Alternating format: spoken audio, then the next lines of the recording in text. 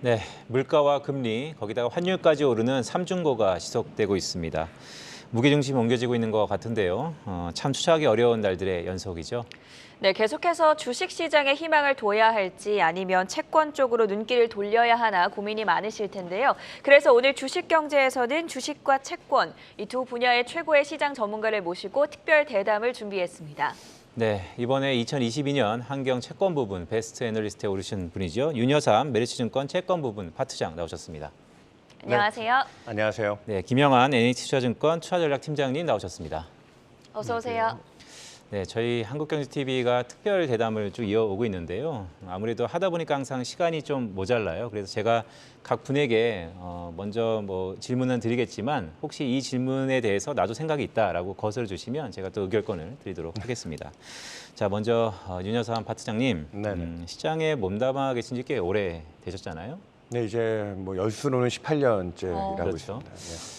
최근에 환율의 급등세, 또나 네. 금리의 이런 변동성, 또 주가지수의 센티멘트 상에서의 하방 압력 등 네. 놓고 봤을 때는 이거 경기 침체 위기와 다를 바 없다는 얘기가 좀 있긴 하는데요. 네. 우리가 미래를 예단하기 위해서는 과거의 복기가 좀 필요하겠죠. 네. 과거 어느 시기와 좀 비슷하다고 보세요?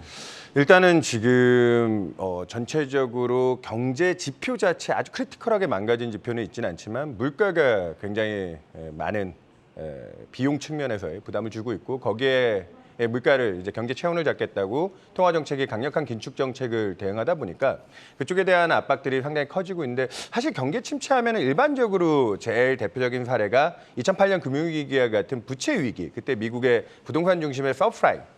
그래서 이제 가계의 디레버리징이 상당히 진행되는 장기간의 구조적인 침체가 유발됐는데 지금은 그 정도의 부채를 썼느냐. 정부 주도하에 팬데믹 때 부채를 많이 냈지만 그래도 민간들은 그나마 좀 통제해온 게 아닌가라는 생각이 있고 또 하나의 경기 침체는 대공황과 같은 기업들이 이제 과도하게 생산 쪽에 집중하다 보니까 공급 과잉.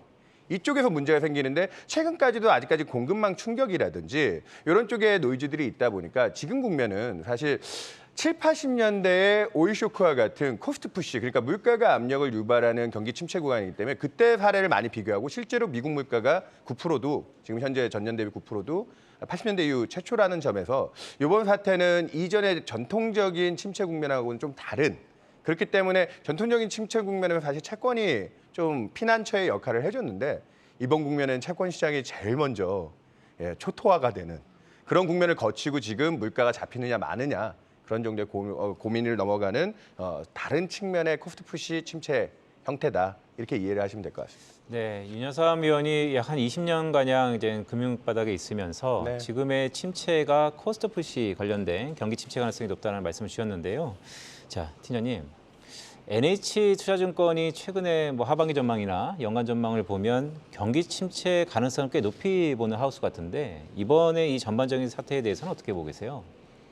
네, 저도 기본적으로는 1970년대 후반, 80년대 초반 정도에 나타났었던 이제 스태그플레이션 압력이 높아진 상황이라는 말씀에 대해서는 전적으로 동의를 하고요. 지금 시장 상황에서의 제일 곤란한 부분은 이와 같습니다. 보통은 경기 침체 압력이 높아지는 상황이 되면은 이제 통화적으로든지 재정적으로든지 정부가 부양책을 펴므로써 경기를 살려주는 요인들을 많이 만들어내고 이게 2010년대의 초강세 주식시장을 만드는 주 요인이 됐었는데 지금 같은 인플레이션 환경에서는 그러한 종류의 부양책들을 쓰기가 상당히 곤란하게 만들어져 있는 거죠. 물가가 높아진 상황에서 금리를 올리는 게 불가피하고 또 한편으로 재정정책 측면에서도 수요를 자극하는 것들을 썼다가는 또 기대 인플레이션이 올라갈 수 있는 상황이기 때문에 이제 손발이 묶인 상황에서 주식시장이 악재에 직면하고 있는 이런 부분이 좀 크게 특징적인 부분이다 이렇게 말씀드릴 수 있겠습니다.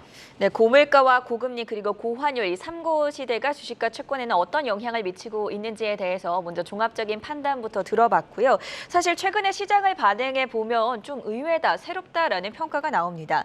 미국 증시도 그렇고 우리 증시도 막상 소비자 물가 상승률 6월 달 숫자가 나왔을 때 그 타격이 그렇게 많지는 않았다라는 생각이 들거든요. 먼저 네. 파 트장님께서는 물가 악재가 증시나 채권에 어느 정도 반영이 됐다고 보십니까? 예, 지금 원래는 3월 달에 미국이 기록했던 8.5% 정도 전년 대비 그 물가를 정점으로 봤다가 그 사이에 또 유가에 대한 민감도가 좀 더 높아지고 그리고 이제 리오프닝에 따른 뭐 항공료라든지 서비스업 물가들이 많이 올라오고 있기 때문에 그래서 또 저희조차도 또 6월 미국 CPI를 그래도 8%대 후반 정도를 추정했는데 예. 뭐 고점은 다시 조금 더 높일 수 있다고 봤는데 무려 9.1%를 기록했습니다. 그런데 그날 시장의 반응은 재밌었던 게 선물 시장은 주식시장이 2% 넘게 갭다운을 하다가 그다음 정작 장 시작하니까 반대 방향으로 열심히 낙폭을 많이 하는 모습이었고 금리조차도 10bp 넘게 장기 금리들이 튀어 올랐다가 되려 그날 종가는 마이너스로 끝냈죠. 두 가지 포인트가 있습니다. 방금 선반영 얘기를 하셨는데 네. 이 정도까지 서프라이즈를 물론 기록했지만 어느 정도 각오해온 부분이 있다라는 점과 그리고 최근에 이제 아까 항공료 중심의 뭐 리오프닝에 따른 물가 압력들이 높지만 오히려 내구재들을 실어 나눴던 재화 중심의 뭐 해상 운임들 같은 경우에는 BDI는 이 진작부터 많이 빠져 있었고 컨테이너 운임조차도 떨어지고 있는 환경. 그리고 유가는 이제 100불 내외 정도에서 머물고 있지만 비철 금속 같은 구리나 알루미늄 같이 직접적인 생산에 필요로 하는 원자재 가격들은 이미 2021년 평균 수준까지 곤두박질 치면서 몇몇 IB들은 최근에 재화 디플레, 굿즈 디플레라는 단어를 꺼내들기 시작하면서 서비스가 주도하는 물가에 대한 압력 대비 수요가 나빠질 수 있는 그쪽에서의 물가가 피크아웃 할 수 있는 기대들, 물가 정점론이 다시 힘을 받고 있기 때문에 그런 부분 때문에 이번에 6월 물가 9.1%에도 시장은 되려 안정감을 나타냈고 연준이 이제 이런 물가 정점을 소화하고 나면 하반기에 떨어지기 시작하는 재화 중심의 그러니까 서비스 쪽은 계속 높겠죠. 네. 그런 제품, 삼성전자 같은 데서 최근에 D램 재고가 쌓이고 있다는 이런 소식들을 놓고 보면 그 재화 물가가 안정되는 것을 기반하에 통화 정책을 우리의 기대보다 너무 높지 않게 조금은 지금 죄어가고 있는 유동성 환경을 풀어줄 수 있지 않을까. 그런 기대가 최근에 좀 들어오고 있다. 그렇게 보고 있습니다. 네, 파트장님 말씀을 쭉 들어보니까 사실 채권 분야를 주로 다루시는데 네. 이 물가의 선반영을 언급하시는 걸 보면 글쎄요, 그럼 지금의 주식시장이 반등세가 좀 나타난다고 무게를 두시는 건가요? 그러니까 지금 정말 하드한 아까 구조적인 침체 상황까지 빠진다고 하면 뭐 미국 증시가 30% 이상 40%뭐 반토막까지도 얘기하시는 아직 뭐 분석가 전문가들도 존재하는데 보통 마일드 리세션 기준하에 슬로우다운 정도 수준을 인정하고 여기서 중앙은행들이 한 분기 이내에 미국의 중립금리를 넘어서는 수준이라든지 지금 쌓여있는 금리와 원자재 가격과 그리고 달러 강세에 따르는 매크로적인 이 거시 비용을 통제할 수 있는 능력들을 확보한다라고 하면 통화정책에 대한 고삐나 균형을 지금은 물가에 모든 초점을 맞추고 nimbl하게, 기민하게 움직이겠다는 게 파월 의장의 화두였잖아요. 그거를 올해 9월 FOMC까지 미국의 적정금리라고 보는 2% 중반을 넘어서 한 3%대를 트라이할 때 밸런스, 균형을 잡겠다라는 이제 경기와 물가 사이에 어느 정도 안정을 찾겠다는 발언 정도가 나와야 지금 유가 빠지고 인플레 기대 잡혔다고 주가가 올라가는 부분은 안전성이 떨어지고요. 지금 지어가고 있는 중앙은행의 유동성 환경에 대해서 최소한 이제 풋은 없죠. 풀어주는 건 없지만 쥐는 환경을 조금이라도 완화시켜주겠다는 걸 확인하는 그 시점부터 저는 생각보다는 위험 자산들이 바닥을 형성할 수도 있는 기대가 아직은 남아있다. 그래서 저는 골든타임이라는 단어를 쓰고 있습니다. 여러 가지 리세션에 대한 가능성들, 노이즈들은 많지만 앞으로 한 분기 내에 중립금리와 이 인플레이션에 대한 통제력을 확보하는 모습을 보여준다면 마냥 비관적으로만 볼 때도 아니다. 채권장의 입장에서는 사실 확 부러지는 게 채권 시장이 더 좋을 수도 있지만 그런 정도의 희망은 아직 찾고 있다. 얘기 드리겠습니다. 네, 재밌는 용어를 좀 쓰셨어요. 골든 타임이다. 결국 이 키는 연준이 갖고 있다라는 것으로 좀 받아들일 수 있을 것 같은데요. 자, 채권 담당하시는 분이 골든 타임이라 그러니까 좀 고무적이기도 합니다. 자, 팀장님 어떠세요? 지금 채권을 보시는 분이 앞으로 한 달 정도는 이제 골든 타임이 올 수 있다. 그 키는 연준이 갖고 있다. 좀 긍정적인 시각도 있다라는 말씀 주셨는데 주식시장을 보시는 관점에서는 어떠세요? 일단 베어마켓 랠리의 조건들이 만들어져 있느냐라는 점에서 보면요. 그런 생각은 듭니다. 지금처럼 인플레이션에 대해서 초점이 맞춰져 있었고 그 인플레이션에 대응해서 연준이 가파르게 긴축을 하는 것들을 걱정하는 상황이었다고 하면은 물가 상승률이 이제 피크아웃을 하는 상황이 되면은 연준의 긴축 압력이 완화될 수 있다. 여기에 따라서 주식시장도 다시 살아날 수 있다라는 의견들이 좀 베어마켓을 만들 만한 재료가 될 수 있을 것 같고요. 그런 재료들을 힘을 받게 만들어주는 충분한 저평가가 돼 있다라는 이 두 가지 요소들이 맞물리고 있는 상황이라는 생각은 듭니다. 다만 이제 저희가 걱정스러운 부분은 과연 이 인플레이션 피크아웃을 만드는 주 원인이 뭐냐라는 점에서 보면요. 아무래도 이런 수요의 위축 때문에 물가 상승률이 꺾이는 거 아니냐라는 생각이 들어요. 이제 공급 측면에서 과연 글로벌 공급망을 다시 복원시키는 행위들이 이루어지고 있느냐, 아니면은 뭐 그동안 이상기후 때문에 인플레이션이 높아졌던 부분이 이상기후가 진정되면서 완화될 여지들이 나타나고 있느냐, 아니면은 러시아와 우크라이나의 전쟁 같은 것들이 끝나가면서 다시 이제 뭐 에너지 수출입 같은 것들이 글로벌로 정상화되고 있느냐, 이런 것들을 보면요, 이런 요소들이 해결되는 거에 따라서 인플레가 잡히고 있는 것 같지는 않습니다. 상대적으로 그것보다는 이제 수요 측면에서의 위축이 인플레를 잡고 있는 걸로 보이는데, 그 얘기인즉슨 이제는 스태그플레이션 압력은 완화가 되지만 여전히 리세션의 압력이 남아있는 상황으로 직면한다는 얘기거든요. 그렇게 된다면은 과연 주식시장 입장에서는 이런 리세션에 의해서 나타나는 역실적 장세, 그러니까 실적이 나빠지기 시작하는 것들을 자유롭게 생각할 수 있느냐라고 하면 그렇지 않다라는 좀 걱정이 들고요. 어젯밤에 이제 미국 증시가 빠지는 이유가 됐었던 애플이 투자와 고용을 줄이겠다라고 얘기한 부분들도 이런 점에서 좀 일맥상통하지 않나라는 생각이 듭니다. 그래서 한 차례 주식시장이 반등할 수 있는 재료는 인플레이션 완화라는 데서 나타나겠지만은, 그거를 과연 연준이 이 리세션을 막을 만큼 빠르게 부양책을 세워줄 수 있을까라는 점이 조금은 의구심이 좀 드는 것들이 분명하고, 또 한편으로는 과연 수요가 경기 침체를 피하면서 물가는 잡는 그 조금 세밀하게 뭔가 균형을 타는 이런 것들을 과연 해낼 수 있느냐라는 거에 대해서는 조금 걱정스러운 생각도 좀 드는 한편입니다. 말씀을 듣다 보니까 윤여삼 파트장 그리고 김영환 팀장 모두 물가가 어느 정도 피크아웃을 지나가면서 좋은 흐름이 나타난 걸 기대를 해볼 수는 있기는 하지만 경기 침체 가능성이 있기 때문에 실적 면에서도 그렇고 오늘 또 애플의 고용 긴축에 관련한 이런 타격증이 계속 주식시장에 영향을 줄 수 있다. 그러니까 대외적인 악재는 여전히 남아있는 셈인데 그 가운데서도 우리가 최근에 주목을 하는 게 바로 환율 흐름입니다. 1,300원대에서 계속 움직이고 있고요. 오늘 오후에 제니 옐런 미국 재무부 장관과 윤석열 대통령이 만남을 갖는데 어떤 이야기가 오가고 환율 안정에 실질적인 도움이 될 수 있을지 여기에 대해서는 어떻게 분석하십니까? 예, 뭐 지금 1,300원이라는 숫자가 갖고 있는 상징성이 사실은 2008년 금융위기 이후에 보통 보지 못했던 레벨이기 때문에 네. 고민이 많은데, 일단은 우리나라의 자체만의 문제이냐를 따져놓고 보면 정부 쪽이나 하는 총재도 계속 강조하고 있는데, 올해 엔화라든지 뭐 유로화의 약세 기조를 놓고 보면 원하는 상대적으로 그 분위기를 좀 동조한 건 있지만 옆에 있는 대만이나 중국 대비해서 조금 더 약세를 간 것뿐이지 글로벌 평균 수준에서 우리 자체로만 너무 약한 건 아니다. 물론 우리가 지금 높아진 달러나 수입 물가에 대한 압박 때문에 이 환율이 또 역으로 부메랑이 돼서 그래서 무역 수지 적자에 대한, 왜냐하면 우리가 지금 석유나 곡물을 사오는데 돈을 더 많이 써야 되는 상황이잖아요. 반도체 팔아서 번 돈 대비해서. 그런 쪽에 무역 적자에 대한 부담은 녹아있긴 한데, 중요한 포인트는 그렇기 때문에 대외적인 정책 포인트로서 또 한미 통화수합 얘기가 자꾸 나와요. 근데 한미 통화수합이 원래 구조가 많은 분들이 우리랑 미국 정부 간에, 이렇게 미국 중앙은행 간에 단독으로 맺어진 듯이 알고 계시지만 2008년 금융위기 때나 팬데믹 때 미국 경제에 메이저하게 중요한 한 10수개국들에 한해서 동시에 맺어진 계약이기 때문에 지금 우리가 이제 단독적으로 한미 통화 수합을 체결한다는 게 그 제도 자체에 대한 문제가 있어서 예. 그 부분을 이제 어제도 당정에서는 합의를 보고 우리 단독으로 추진할 수 있는 부분을 오늘 또 옐런 의장은 오긴 하지만, 근데 문제는 옐런 의장은 중앙은행 총재가 아니거든요. 이건 재무부죠. 연준하고 맺어야 되는 부분이기 때문에 그런 식의 정부가 그 환율 안정에 대한 의지를 나타내고 있고, 주식시장의 MSCI 월드인덱스 뭐 선진국 지수 편입도 중요한 이벤트지만 채권 시장에서도 세계적인 지수들이 존재하거든요.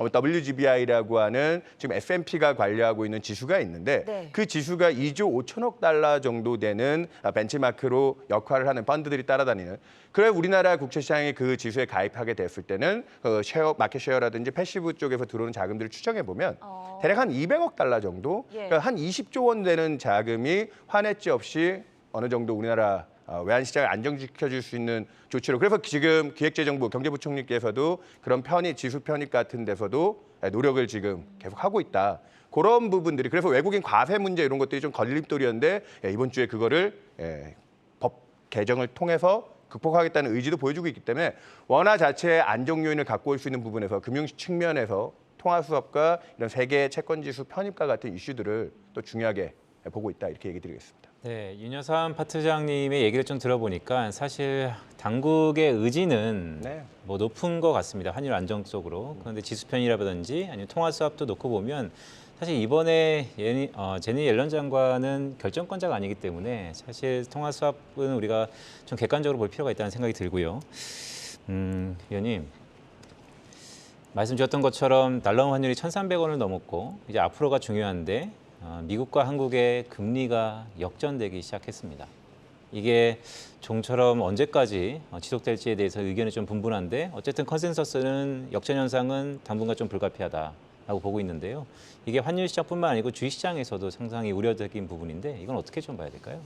네, 그러니까 주식시장 입장에서도 결국 외국인 유출 압력에 대한 걱정이 있는데요. 메커니즘을 보면 이런 것 같습니다. 한국과 미국의 기준금리가 역전이 되면은 거기에 따라서 자본 유출이 채권 시장을 주로 중심으로 나타날 수 있는 것 같고 그런 상황이 아무래도 환율의 가격에 영향을 주면서 환차손을 걱정하는 외국인들이 주식시장에서도 재차 유출되는 것들을 만든다 이렇게 얘기들을 하는데 주식시장 측면에서만 보면은 한국은 이자율 평형가설보다는 구매력 평형가설이 더 중요하게 작용하는, 그러니까 아무래도 경상수지가 더 크게 작용하는 시장이라는 생각이 듭니다. 그래서 환율 측면에서는 경상수지가 지금 나빠지고 있는 부분들이 더 큰 걱정이지 않나라는 생각이 들고요. 근데 말씀하신 것처럼 그렇습니다. 지금처럼 에너지 가격이 올라가 있고 그것 때문에 한국이 반도체를 팔아서 번 돈 가지고 에너지를 사야 되는 규모가 커진다는 얘기는 당분간 경상수지도 개선될 여지들을 줄이는 요인이죠. 그래서 주식시장에서는 유출 압력은 좀 당분간 진행될 수밖에 없다는 생각이 듭니다. 공교롭게 한국 주식시장에서 우리가 많이들 얘기하는 것 중에 하나가 원달러 환율이 1,250원이 넘어가면 외국인들은 한국 주식시장으로 들어온다예요. 왜냐하면 향후에 다시 원달러 환율이 안정될 때 환차익을 노릴 수 있는 부분이 크기 때문에. 그런데 지금 같은 상황에서는 1,250원을 넘어서 1,300원을 넘어가는 상황에서도 외국인들이 안 들어오고 있죠. 왜 그런지를 생각해 보면은 아까 그 말씀하신 부분에 답이 있습니다. 원달러 환율 기준으로 보면 굉장히 높아진 것 같지만요. 일본 엔화와 비교해서라던가 아니면은 유로와 비교해서라면은 사실 한국 환율이 그렇게 많이 높아지지 않았어요. 그 얘기는 미국에 팔아먹어야 되는 미국 이외 국가들의 상품 경쟁력으로 보면은 한국 기업들의 경쟁력이 과거처럼 환율이 올라갈 때 두드러지게 올라가지 않았다라는 얘기가 되고요. 그 얘기는 즉각적으로 원달러 환율이 다시 안정되면서 외국인들이 들어올 여지들을 좀 줄이는 요인이라는 생각이 듭니다. 그런 점에서 보면은 당분간 유출 압력이 있을 수밖에 없겠다라는 좀 부정적인 말씀을 드리게 되는데 다만 그럼 유출 압력이 점점 더 세질 것이냐라고 하면 그렇지는 않다는 생각이 들어요. 외국인들의 한국 주식의 그 지분율 비중을 따지면은 지금 30% 밑으로 내려와 있습니다. 근데 이 30% 밑으로 내려온 거는 2008년 금융위기 이후에 제일 낮은 수준이고요. 이 정도로 낮았던 거는 2008년 그리고 2000년, 그러니까 그 글로벌로 경제 위기가 발생하던 시기 말고는 없었어요. 그 얘기는 팔기는 할 수 있지만은 그 파는 폭이 점점 더 세지기에는 이미 많이 팔았다 이렇게 말씀드릴 수 있겠습니다. 네, 팀장님 말씀을 쭉 들어보니까 사실 외국인 자금 이탈에 대한 우려가 주식시장에서 있지만 그 외국인의 비중 자체를 보면 상당히 낮아진 측면이 있다는 말씀을 주셨었어요. 자, 파트장님, 네. 주식시장은 그렇다 하더라도 사실 주식시장보다 거의 한 10배 가까운 규모가 큰 게 채권시장 아닙니까? 채권 시장은 어떨까요, 외국인들이? 그러니까 많이 이제 아까도 얘기하셨다시피 이자율 평형 이론대로라고 놓고 보면은 당연히 외국인 채권 자금이 빠져야죠. 근데 우리가 미국하고 기준금리가 역전됐던 사례가 2000년대 이후로 우리나라 기준금리가 99년도부터 도입이 됐으니까 한 3차례 정도가 존재하는데 제가 지난 방송에 나와서도 얘기 드렸지만 그 역전됐던 국면에서 채권 시장 중심으로 자금 이탈이 심화됐느냐? 그렇지 않습니다. 오히려 아이러니하게도 최근에도 미국과의 금리 차가 좁혀드는 이 국면에 6월 한 달 동안 만기가 도래한 자금이 외국인들 보유 자금이 10조였는데 그 10조를 다시 재투자하고도 10조 원을 더 샀습니다. 이런 좀 특이한 상황이 어떻게 발생하냐면 지금 달러 가치가 현재 달러 가치보다 금리 차가 더 높은 미국 쪽의 미래 달러 가치가 좀 더 높게 책정되다 보니까 외국인들이 국내 투자 채권을 자금 들어올 때 높은 일들을 수취하면서 지금 달러 현물을 매도하고 달러 선물을 사면서 거기서 받는 추가적인 환차 이익이 존재합니다. 환율 쪽에서. 그러다 보니까 외국인 투자자들이 단순하게 금리 하나 뒤집어졌다고 채권을 패대기 치고 나가느냐. 그렇게 채권을 팔아야 될 제일 결정적인 이유는 한국이 갖고 있는 건전성. 우리나라가 과연 지금 이제 무역 수지는 적자를 내고 있지만 경상수지 기준으로는 아직까지 한국은 캐시플로우로만 치면은 플러스인 국가거든요. 그리고 외환 보유고나 그 대외 순채권 같은 걸 놓고 보면 그걸 안심할 수 없어요라는 노이즈는 늘 존재하지만 그래도 세계 10위권에 들어오는 순채권 국가의 지위를 놓고 생각해 보면 외국인들은 금리 하나만 보고 우리나라에 투자를 하지 않고 주식시장 입장에서 이탈할 수밖에 없는 게 우리가 미국만큼 금리 인상을 못하는 게 미국만큼 물가가 덜 올라서도 있지만 경기 여건이 그만큼 안 받쳐줄 거라는 걱정도 있는 거잖아요.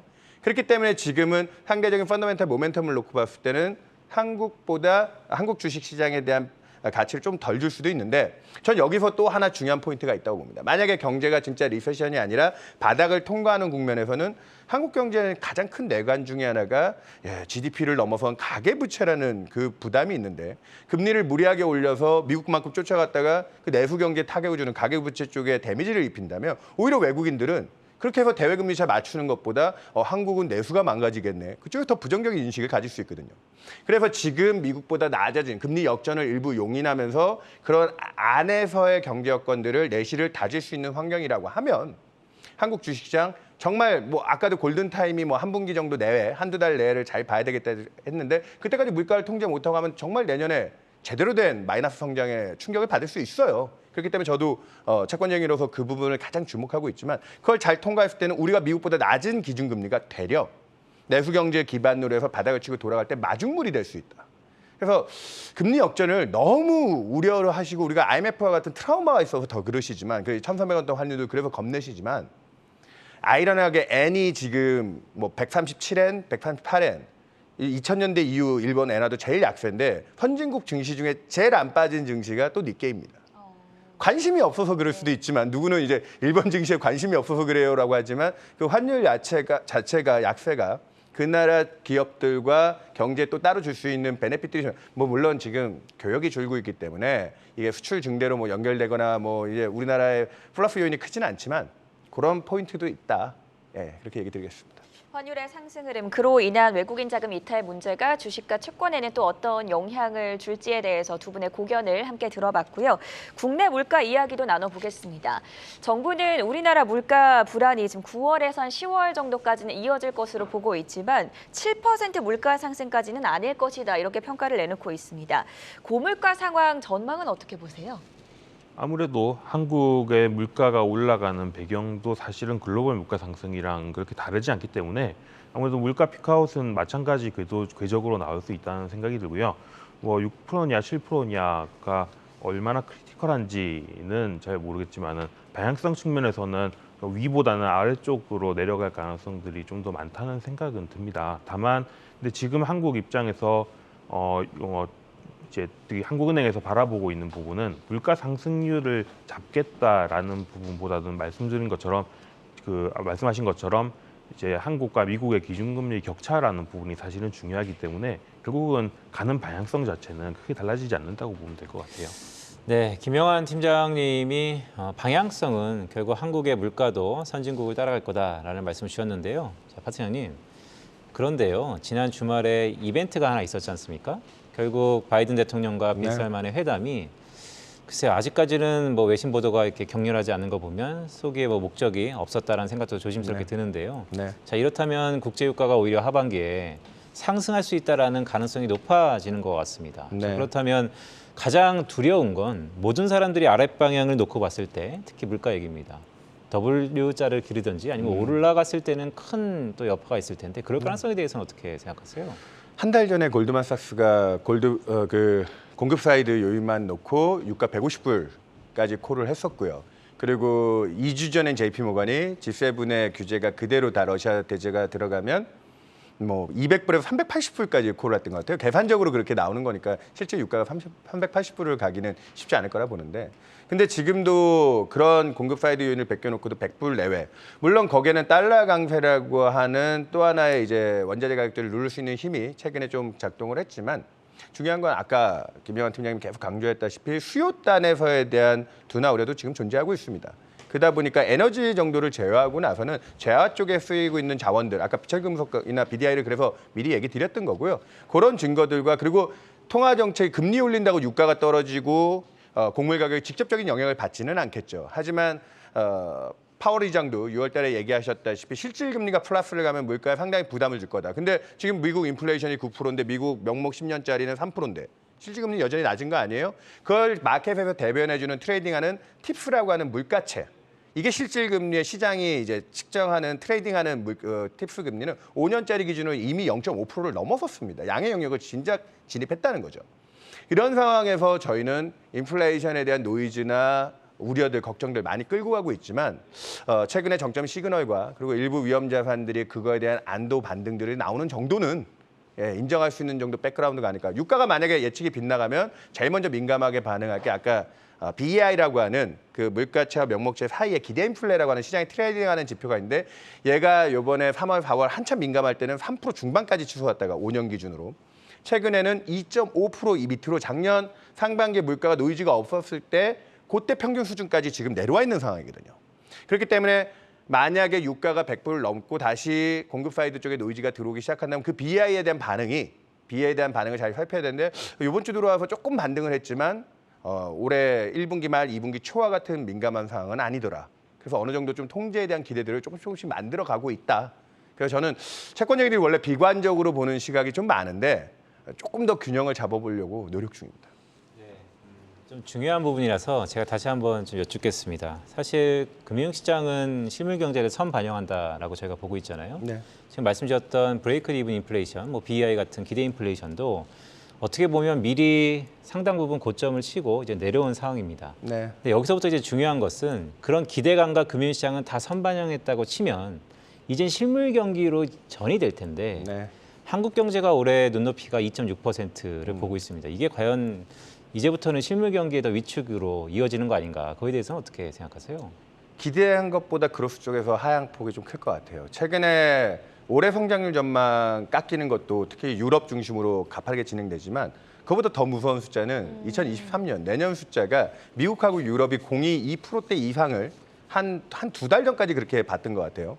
그다음 최근에 이제 이 물가에 대한 노이즈와 여러 어려움 속에 1% 초반대 한 1.3%까지 두 메이저 국가들의 그로스에 대한 전망이 떨어지고 있고 중국도 마찬가지로 지금 뭐 분기 성장 마이너스를 찍으면서 굉장히 어려움을 겪고 있기 때문에 네. 세계 G3라고 할 수 있는 경제권역의 어려움이 그동안 수출로 버텨온 한국 경제에 지금 이제 금리 인상 때문에 내수 경제 가계부채 부담, 이자 부담 이런 것들이 늘고 있고 거기에 이제 수출 경기는 지금까지 잘 버틴 거죠.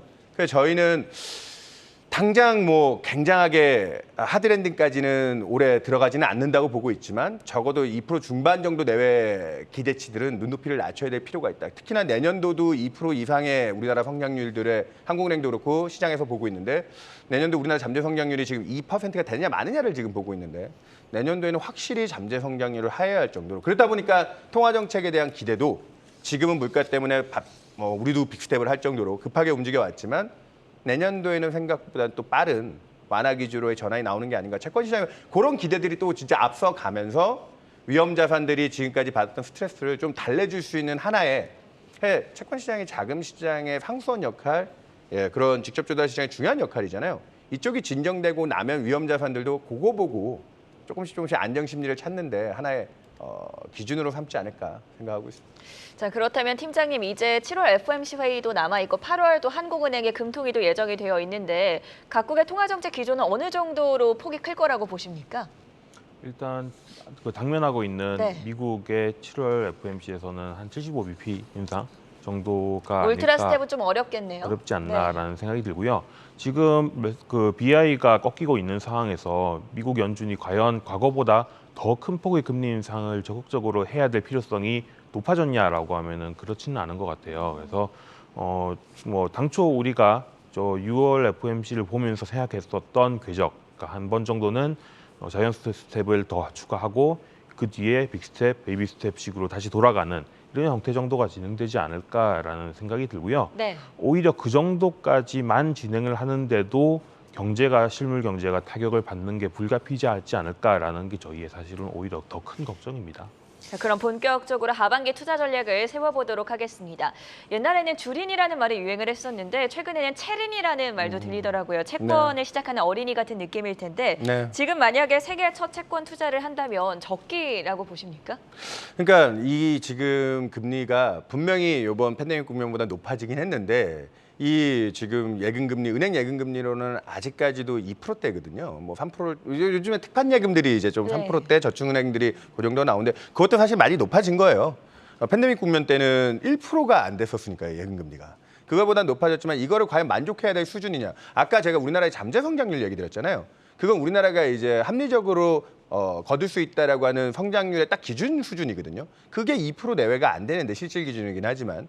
근데 물가가 나중에 안정되고 난다고 하면 지금은 우리의 장기적인 성장 추세에 놓고 대비했을 때 그런 흐름 속에서 한 1표준 편차 정도 되는 평균 성장보다 높은 수준의 금리입니다. 이건 제가 2000년 이후로 데이터를 놓고 봐도 이 정도로 성장성 대비 금리를 높게 준 건 물가 때문이긴 하지만 분명히 인플레이션이 어느 정도 정책 노력들로 잡히고 내년도까지 침체는 아니어도 어느 정도 경기가 좀 둔화되는 국면 쪽에서의 그래서 물가가 같이 빠지는 국면이라고 하면 지금 금리는 당연히 사볼 만한 그리고 실제로 작년 상반기까지 개인들의 채권 매수가 총액이 순매수가 한 2조 원대였는데 올해는 6월 달까지 개인들이 5조 5천억 원이 넘는 정도의 채권을 사들이면서 네. 이 높아진 금리에 대한 메리트 그리고 가슴 아픈 얘기지만 동학개미, 서학개미, 코인 너무 그동안 위험자산에서 좀 많이 다치셨고 그렇죠. 최근에는 부동산 경제에 대한 노이즈들 제가 요 근래 봤던 가장 좀 재밌는 데이터 중에 하나가 호주 시드니랑 멜버른과 같이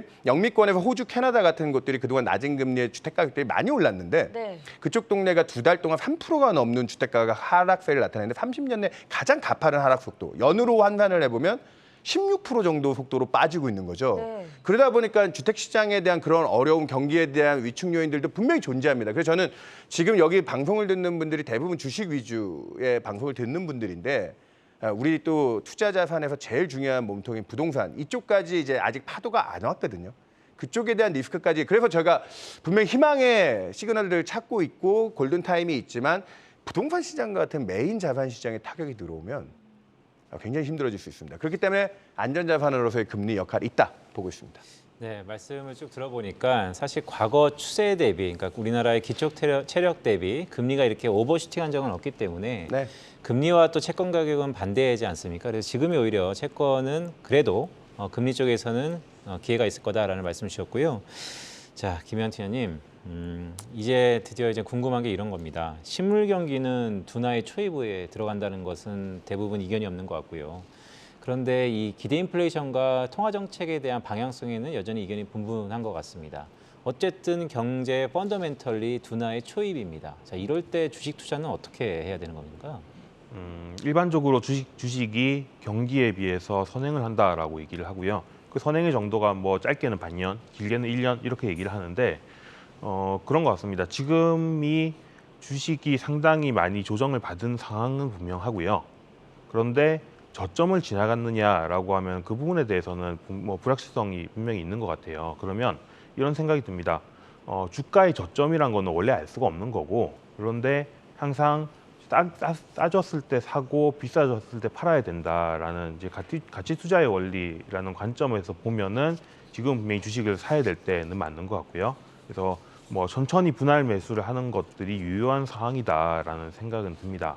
다만 보통 이제 또 한편으로는 주식시장에서 손실을 보기 시작하면은 투자자들이 굉장히 심리가 위축되는 부분이 있기 때문에 바닥을 본 뒤에 들어가더라도 늦지 않다라는 전략, 그러니까 추세 추종의 전략의 관점에서 보자면은 지금 들어갔다가 또 한 번 상처를 입고 그때 주식시장에서 이탈되는 것보다는 좀 더 기다리는 게 나을 수 있거든요. 그래서 상황에 따라서 다르겠지만은 계속해서 분할 매수로 들어가서 장기 보유를 할 수 있는 분들이다라고 하면은 지금은 살 때가 맞는 것 같고요.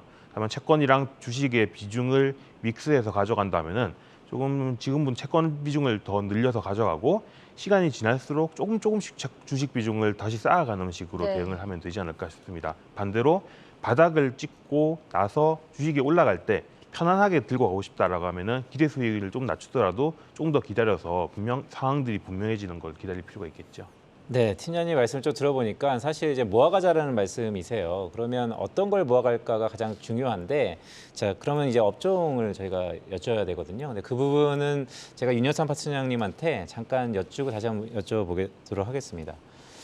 자산 배분도 하시잖아요, 사실. 네네. 네, 최근 글쎄요, 제 기억이 맞다면 어저께인가요? 외신에서 전통적인 자산 배분, 주식과 6대4. 채권의 6대4. 네. 자, 이게 가장 의미가 좀 있는 콜인 것 같은데 네. 6대4 유지해야 되는 겁니까? 아니면 좀 바꿔야 되는 겁니까? 이번에 유동성 위축 국면이었기 때문에 채권, 주식 뭐 할 것 없이 금융자산들은 다 깨지는 상황이었고 그것도 역사적으로 손꼽을 정도의 조정들을 받았는데 뭐 주식이야 뭐 20-30%보다 더 조정들이 있었지만 아픈 상황인데 6대4도 정확하지만 지금은 인플레이션 피크아웃하고 물가에 대한 정점 신호가 확인되면 금리가 먼저 안정된다는 얘기를 드렸잖아요. 그러니까 채권 시장이 조금 더 선도적 우선성이 있다고 보고 있습니다. 그렇기 네. 때문에 주식 6의 채권 4보다는 앞서 팀장님도 김영환 팀장님도 얘기하셨지만 지금은 이제 채권 쪽을 오히려 역으로 주식 4, 채권 6 정도의 비율에서 그걸 이제 점점 다시 주식 바닥이 잡히는 그리고 리세션에 대한 확률이 적어지는 쪽 그리고 금리가 안정되다 보면 그동안 고금리 상황이 되면서 아까 실질금리 플러스에 가장 타격을 크게 입은 게 성장주들이거든요. 뭐 우리 캐시우드와 같은 아크 뭐 영웅이었다가 많이 완전 빠졌죠. 영웅이었다가 지금 뭐 나락으로 예. 가신 분인데 그분이 최근에 트위터 양이 확실히 늘고 있어요.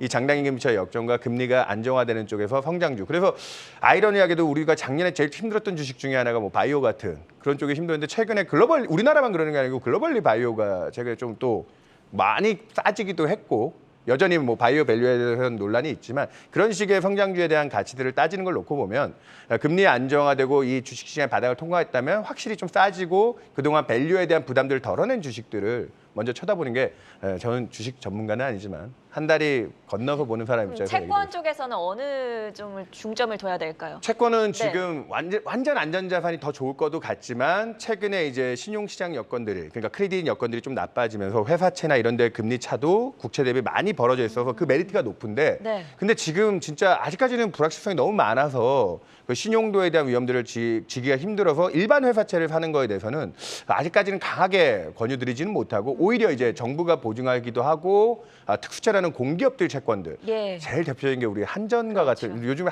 이런 단어를 그냥 쓰면 법적으로는 안 되지만 한전 예금이라는 단어까지 등장할 정도로 한전에 3년 동안 채권을 사서 돈을 빌려주면 4%대 지금 이자 수익을 받고 있기 때문에 그런 쪽에서의 관심 그리고 뭐 MBS와 같은 주택시장 지금 서민들 돕겠다고 해서 네. 그런 모기지 채권 발행하는데 그런 금리들도 지금 꽤 안전성 대비 높은 금리를 주고 있기 때문에 그런 그러니까 국채보다는 공사채, 특수채 쪽에서 기회를 찾자 얘기 드리겠습니다. 파트장님께서는 특수채 한전이나 MBS 같은 이제 상품들을 소개를 해주셨고 마지막으로 팀장님께서는 그럼 주식 측면에서는 저희가 어떤 업종을 주목을 해보면 좋을까요?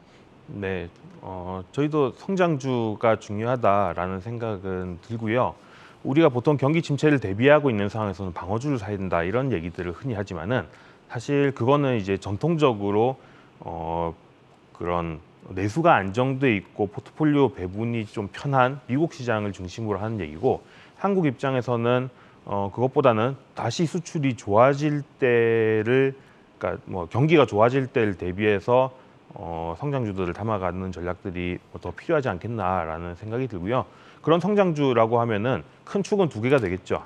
하나는 에너지 전환, 하나는 디지털 전환. 이 양쪽 관련해서 뭐 자동차, 2차 전지 그런 분야들 그리고 한쪽에서는 뭐 AI, 인터넷 이런 분야들을 가져가는 전략이 제일 중요하지 않겠나. 역시 한국에서는 뭐 피해 나갈 수 있는 분야가 없는 성장 산업이다 이런 말씀을 드리고 싶고 마지막으로 한 가지 말씀드리고 싶은 거는 이런 네. 성장주라는 것 내에서 좀 중요한 게 옥석 가리기인 것 같아요. 과거에 우리가 1조 이상 되는 가치를 평가받는 뭐 비상장 회사들에 대해서 뭐 유니콘 기업이다 이런 말을 했는데 요즘은 유니콘 기업이라고 부르지 않고 좀 부정적인 의미를 담아서 뭐 좀비콘 기업이다 이런 표현도 쓰거든요. 그러니까 네. 그만큼 자금 조달이 어려워지는 기업들의 경우에는 리스크가 커질 수 있다라는 생각이 듭니다. 그런 점에서 성장주 내에서도 이미 이익을 잘 벌어가고 있는 퀄리티 성장주들을 보자 이런 말씀 드리고 싶습니다. 네, 퀄리티 성장주를 보자라는 말씀을 주셨습니다.